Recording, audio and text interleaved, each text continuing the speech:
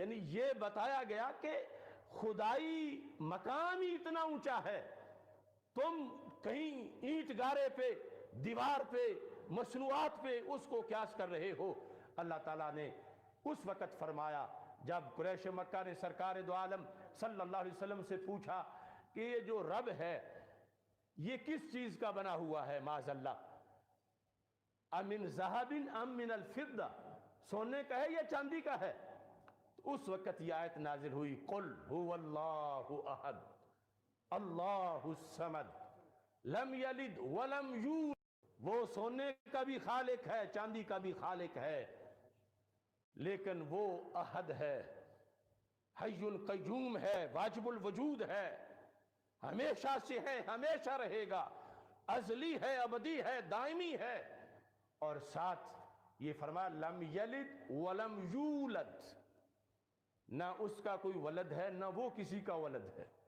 کہ تم ماؤں کی باتیں کرتے ہو کہ میں ماں سے پیدا ہوا ہوں، یہ تیرے شایان شایان ہے کہ تو ماں سے پیدا ہو، لیکن جو اللہ ہو اس کی ماں نہیں ہو، وہ عدم سے وجود میں نہیں آتا۔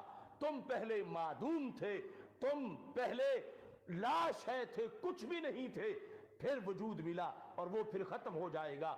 یہ تمہارے لیے ہے کہ تم رحم کے اندر ایک خون پی کر تم اپنی ولادت کے مراحل تک پہنچو۔ اللہ ازلی ہے، ابدی ہے، لم یلد ولم یولد۔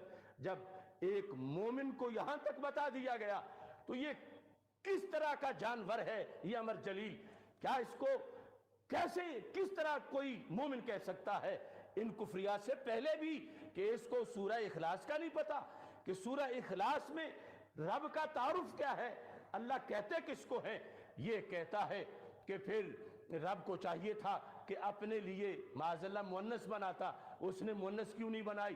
تو اللہ فرماتا ہے وَلَمْ يَكُنْ لَهُ كُفُوًا أَحَدٌ، اس کے جوڑ کا ہے ہی کوئی نہیں۔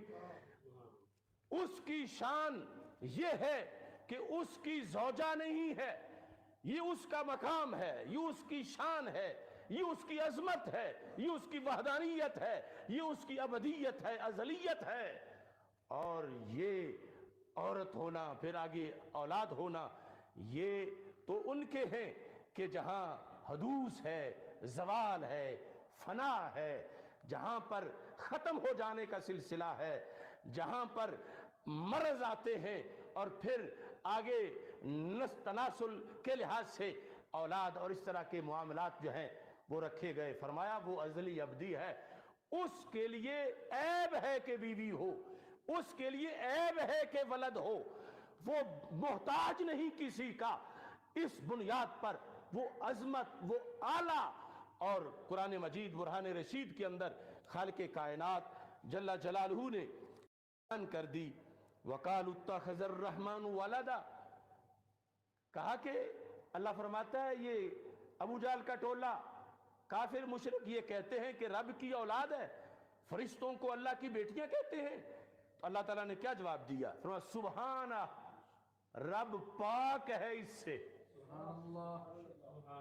وہی اولاد جو مخلوق کی شان ہے، اور خالق کہتا ہے میری شان ہے اولاد سے پاک ہونا۔ سبحانہ، اللہ پاک ہے اولاد سے۔ بل عباد مکرمون، یہ فرشتے اللہ کی بیٹیاں نہیں، اولاد نہیں، بلکہ عزت والے بندے ہیں۔